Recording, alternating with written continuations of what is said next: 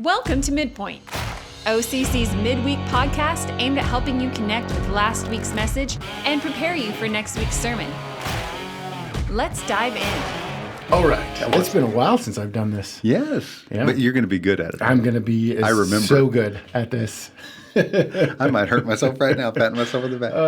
Hello and welcome to Midpoint, your midweek connection to Orchards Community Church.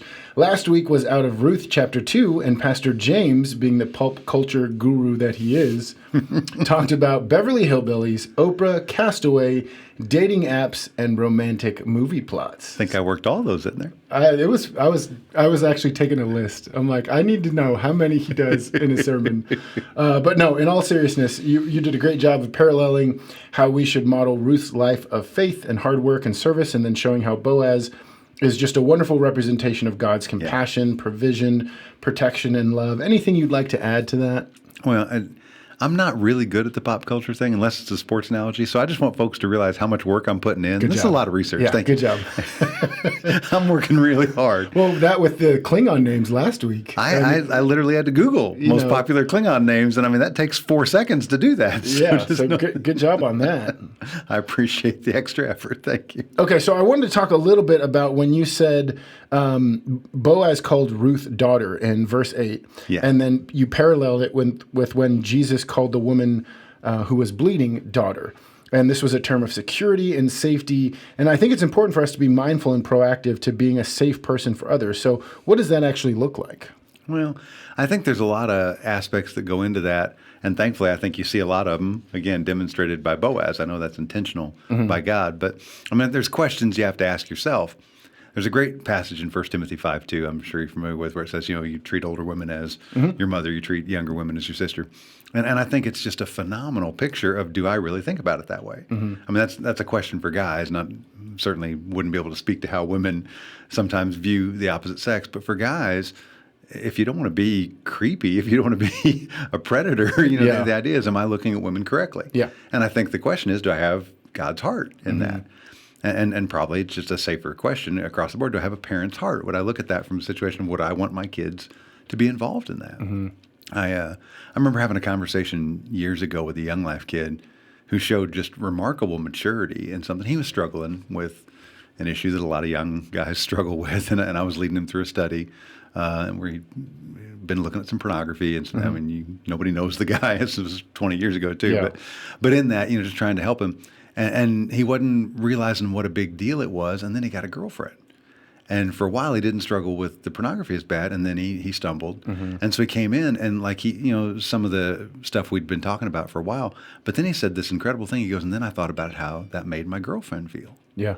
And I thought, oh my gosh, I mean, because this is the biggest issue, I think, with pornography for guys, is we don't understand what that does or means to women.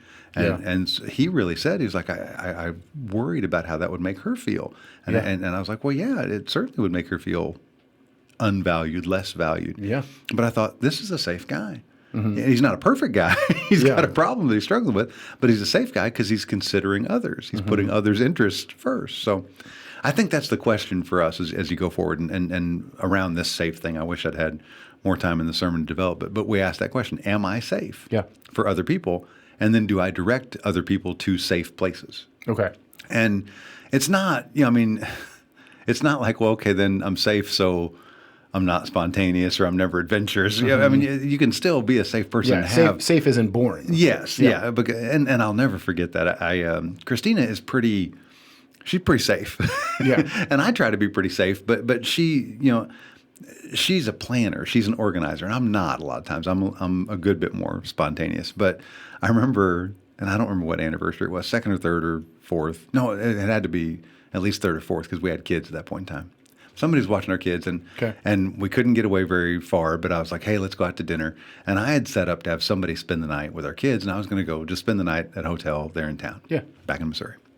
And so I went and booked the hotel room, and I had the key card, and we went out to eat. And as I went around the car to open her door for, romantic date night or whatever, and I dropped the key card on the ground right outside the car. And then as she got out, I oh, look, somebody dropped one of these key cards. I was like, I think they make you pay for those if you don't turn them back in or whatever. We should probably run by the hotel and turn that in. She's like, well, okay. Because it was right by where we were eating. So we ate. And then we're leaving, and I was like, hey, let's go turn that key card in. She's like, fine. And so I park, and I was like, well, you want to come in with me? She's like, no. Like, you're just going to go in and turn the key. And I was like, oh, why don't you walk in with me, And like, I already had all our stuff in there. I had everything set up. It was all set up. Yeah, so we walk by, and I'm like, hey, I'm all sneaky. I was like, let's try the room. And she freaked out. Like, she was going to call the cops on me. And like, I was like, we're married. Like, I'm not that guy, but like she got her. And so I had to spoil the surprise. I was like, baby, I got us room for, and then she was okay. But she did not think I was safe at that point. This was a practical joke that backfired pretty bad. Really, really hard. Yeah. And so this is what you got to do. You got to learn from these things. You got to roll. And so I learned, hey, I can be spontaneous. I can't be that spontaneous. There's a spot. But you got to ask that question and just be honest with that. Am I safe? And so the idea is, and I just had a conversation with a guy about this today. If we're going to pick out, well, what does safe mean? Well, then we're probably trying to find a way around something that we know isn't safe. Because most people, I think, agree. Yeah. And really the idea is, are you safe for everybody? Are you putting people in a spot where you are considering their interests, their needs before your own? I think that's what kind of makes us safe. Yeah. And so there was a big list of things that Boaz did that I think are great examples in that. And he kind of had that father's heart. He calls her daughter. He kind of had that interaction where you saw he was super generous. He was generous not just with his wealth, although clearly she was gleaning in his field, but even like, hey, my servant guys draw water. You drink from that water. I'll be generous with that. He was generous with his words. He was super kind and comforting when he spoke to her. He was generous with his prayer. He prayed for her. And so those are the questions. Are if you're really looking for somebody who is generous, I think that shows they have a Christ-like character. They're trying to be more Christ-like. They're givers instead of takers. Yeah. And that's what you're looking for in somebody who is, by definition, safe. Yeah. And that's, again, why I think Boaz is just such a phenomenal example for all of us of that God-like character. Yeah. No, I like that. And I always thought safe was, you said it here, he is safe, not authoritative, but protective and provisional. But I think sometimes even in culture, like safe means I can say whatever I want and not have any repercussions, or, there's not a lot of like pushback. And I'm like, well, if for my kids to feel safe around me, like I can speak authoritatively in their life. I can convict them of sin. The Holy Spirit convicts them of sin, but you know what I mean? And so you're it's like, used by the Holy Spirit in that role because he put you in that place. Yeah, but being safe is not necessarily, like you said, it's not being boring, and it's not just kind of allowing, free reign. It's pointing people to God. It's loving them in a Christian way, but making them feel loved and safe to talk about things that they're struggling with or whatever. The tricky part of it, if there's a part that we can at least put our finger on, is that God has got this covered in his sovereignty. Jesus is our example in this. Boaz is a great example because Boaz is just a guy. And he can mess up just as well. Jesus doesn't mess up, lives a life without sin. And so the idea of being safe like Jesus is really tricky. Because there are many spots in the gospel where Jesus does that thing that I wish I could do, but I can't. Yeah. Where like he walks right up to the edge, and he's going to ask a tough question, or he's going to present a situation where there's no clear answer, and he's doing that because he's God, because he knows the answer, and sometimes that may not feel safe, And we have to be, especially you and I, especially in the church, we have to be safer than that. Yeah.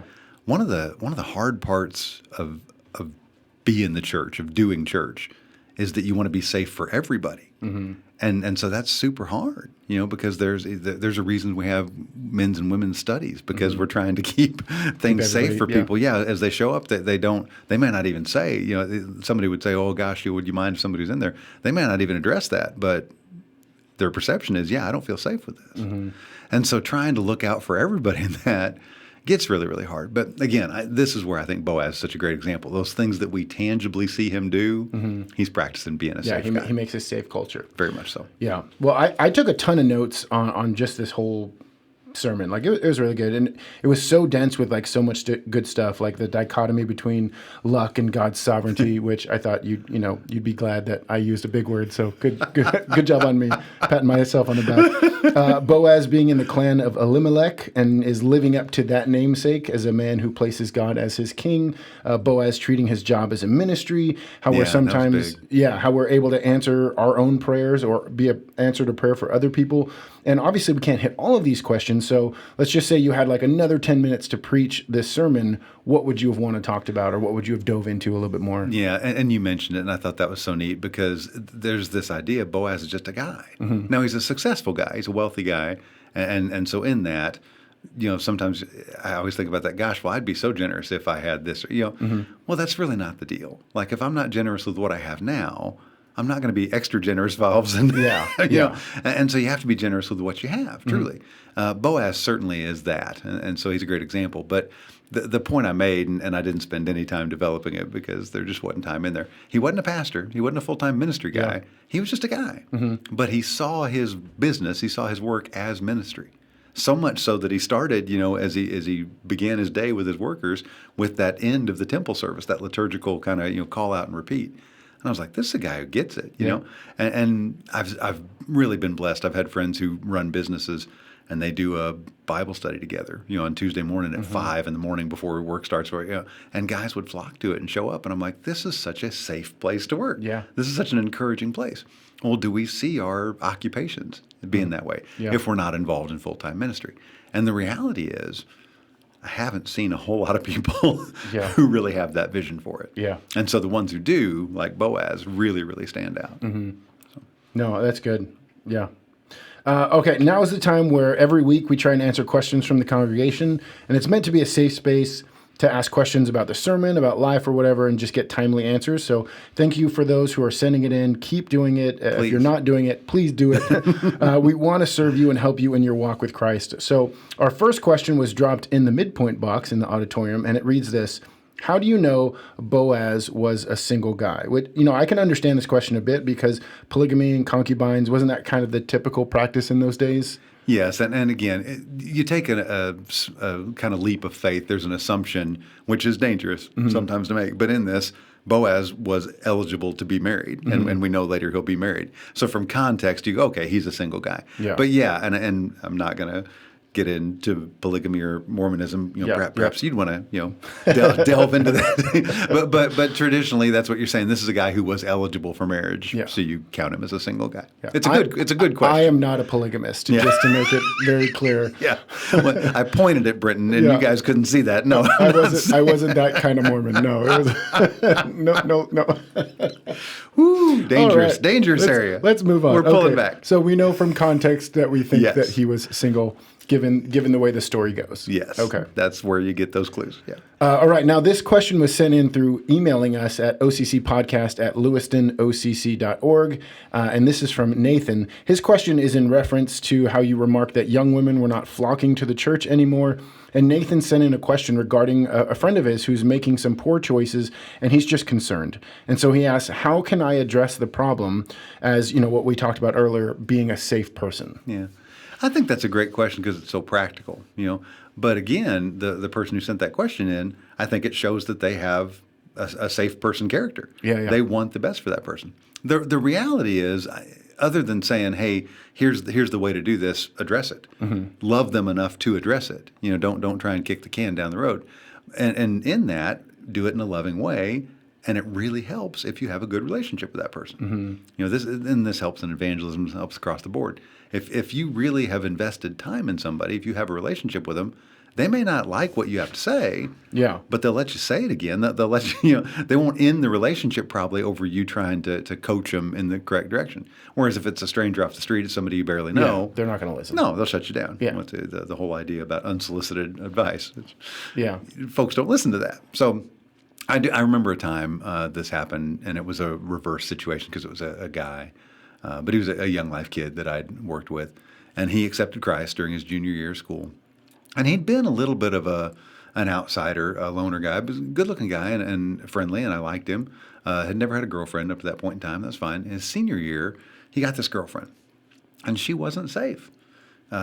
She was a girl that I knew a little bit, from all the kids in high school, and she had some issues with drinking and doing some drugs, and she had a bunch of boyfriends. I mean, just, context-wise, I was like, I don't know the girl well, but here's all the things I know.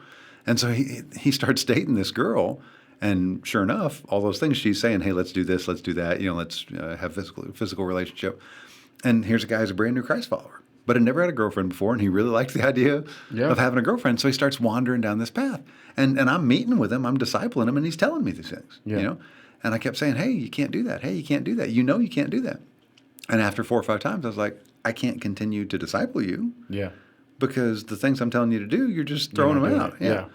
And I remember he got really, really mad that I wouldn't hang out with him anymore. Yeah, sure. And I was like, I'll still hang out with you. What I'm saying is I'm trying to help you become a more devoted Christ follower. Yeah. I'm trying to truly disciple you, and you don't seem to have any desire to follow in that. Yeah. And so he wrote me off. He got really upset, and he wouldn't talk to me. And I mean, I remember the point of it being embarrassing. Like I'd walk into the school, and he'd see me at the other end of the hall, and he'd turn and walk the other way. And that was like 6 months of that. And then one day I was sitting in my office by myself. I'll never forget this, Bren. And he came in, and it was him and me, and I was like, oh man, you know. And I was so surprised to see him. And he told me this. He said, you know, I just wanted you to know I hated you. For the last 6 months, I've hated you. He said, but you probably saved my life because I broke up with that girl, and I was going in a direction that I didn't need to go. Yeah. And I was like, is it worth it for me to have somebody hate me for 6 months? Because I don't like people hating me. Yeah. I'm think genuinely anybody does. Yeah. No, I'm genuinely a people pleaser. But for him to see, hey, this isn't the path you're supposed to go down. That's not safe for you to do that. And so it was this fantastic thing. And so I ended up discipling him the rest of his senior year. And then he went away to college or like that. Okay. And then he called me 4 or 5 years later. Met this girl in college, was going to get married, and wanted me to officiate. And it was just a beautiful deal. And I loved it. And so I set up, hey, let's do our counseling, whatever. He was living in about 2 hours north of where I was there in Missouri. And so I set up the deal, and we're doing the counseling. And he tells me, well, I am living with this girl. And I was like, hey. You're not going to like me another 6 months. Well, I was like, you know, we've started down a path where I'm going to be honest enough with you. You go, you shouldn't do that, you know. And he tried to justify, well, it's expensive and this and that. And I was like, dude, don't your parents live like a half a mile from where you live right now? Yeah. For the next 6 months while we're getting married, just go live with your parents. Yeah. It's not that you have to do this. You want to do this. Yeah. And sure enough, I mean, and I'm not the cops. I didn't go check. He was living a couple hours away from me. But he told me, no, I'm moving with my folks. And I went and did their wedding. And it was just this great, great fruit of being willing to love him enough that I wanted him to be in a safe spot. Yeah. And so for the guy who emailed the question in, but I think for anybody who's listening, that's the deal. Are we practically saying, hey, I think I know what safe is. Mm-hmm. It's when I want the best for somebody, when I want to avoid them going down a path that you know is going to be trouble. Yeah. And I want it so much that I'm willing to ask them hard questions. I'm willing to go and love them correctly. I'm willing to, and this is the thing Boaz did so well, I'm willing to point them to God. Yeah. Hey, don't do this thing just because I'm saying it's the thing to do. Do this thing because clearly God says this is the thing to do. Boaz ends up being used mightily, and I'm so excited as we continue the study. But in that, you know, he was the one truly providing the safe place for her. He's going to be the one as the kinsman redeemer. But in all that, if you remember in verse 12 and 13, he says it's God's wings. You know, he just kept pointing to God. May the Lord repay you, he said. And so I love that. He never got the big head about the role he was playing in it. It was always God's will. Yeah. Yeah, it sounds like really the motive. I mean, you were talking earlier about, you know, Jesus doing things and being able to ask those hard questions. But I think Jesus was able to toe that line and still be perfect because his motives were always good. Yeah. You know, always glorifying God and loving others. Of course. And so I think with that, you know, with Nathan here, if your motives are to benefit and love your friend and you know, be a safe space for their response and even their hatred, like you had, you were a safe space for that anger. Yeah. But your motives need to be for them, not for yourself, not so you can prove yourself right or, you know, pat yourself on the back or anything like that. And then the thing I found is really asking for permission to speak into their life. You know, hey, you know, I'm seeing some things. I know we're friends. You know, I don't know how close you are with this person, or even how close anybody who's listening, if they, you know, have a situation. But if you say, hey, I'm seeing some things, can I have some permission to speak into that? And then, you know, speak into it and then let it go and trust God. Like that's I think the hard thing is just to trust God that the Holy Spirit's going to do what he does. But that's such a nice way to do it, because legitimately, if you're asking, hey, can I have the permission? Can I have this place to speak? And they give it to you. What are they going to do if they don't like it? Yeah. And if they don't like it, you asked, hey, can I share this with you? Yeah. Because I want the best for you. Yeah. There's that great picture in 1 Corinthians 13 of love is, all the Yeah. things, kind and patient, But really the bigger picture there is love is you want the best for others. Mm-hmm. If we really love the way Christ loves, we want the best for others. And I think that plays so much into that definition of being safe. Do I want somebody to be in a spot where they can flourish, or do I want somebody to be in a spot where potentially they're heading in the wrong direction? Yeah. Well, if I love them, don't I want them to flourish? Yeah, absolutely. That's what God wants for us. His desire is for abundance for us. That's what he wants. So I think it gives us an opportunity to at least try and fill that role. So again, and I'll be praying for Nathan as he sent the question in, because it sounds like he's going to get to engage with what may be a difficult question, but is he willing enough to have this person that he really cares for say, I hate you? Yeah. But you might have saved my life. Yeah. Pray before you do that too. That's very huge much so. help. Yeah. All right. Before we end this episode, let's just talk about next week. I'm assuming Ruth. Where are we going to be going? I was thinking we might move into Habakkuk. No, we will stay with Ruth. I've preached Habakkuk before, by the way, if you want to check that out online. But no, we're going to stay. It's character development. It's getting to this spot where we're going to see Boaz step in as the kinsman redeemer. But just like in anything in life, it's a process. The progress we make in our life follows a process. Yeah. And so we'll continue in that. And Naomi gets involved again as part of just her role in Ruth's mother-in-law, but also as a key character in this story. But it's story development to get us to this Rendersella type love story between Boaz and Ruth. And again, it's Boaz showing great character. It's Boaz doing good things. And again, there's also great signs in there of Boaz just being a guy, a wealthy guy who runs a successful business, but who's still a guy. And so he has to demonstrate some of that as well in the story. He's not God. He's just the picture of God here. He's a type. Yeah. He could mess up pretty easily. Yeah. But it's good to see their development. And so we'll see more of that this week. Okay. What can we as a church body do to prepare for the sermon? Well, I've heard it's just been such a blessing, because I've heard people really feeling like, hey, God's teaching me things. And a lot of people have never studied Ruth. A lot of people don't really read the Old Testament much, which there's so many great things in there. Yeah. It is.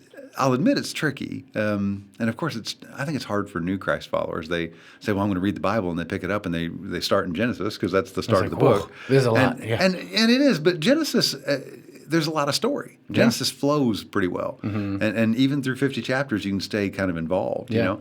And then you get into Exodus, and it starts to, like, I don't know exactly what's going on. Now I don't know who the people groups are. Now I don't, and then you get past that. And if you make it even through the Pentateuch, God bless you. I mean, the first 5 books are pretty tricky. And after that, you're like, I'm lost. I don't know. I don't know who anybody is anymore.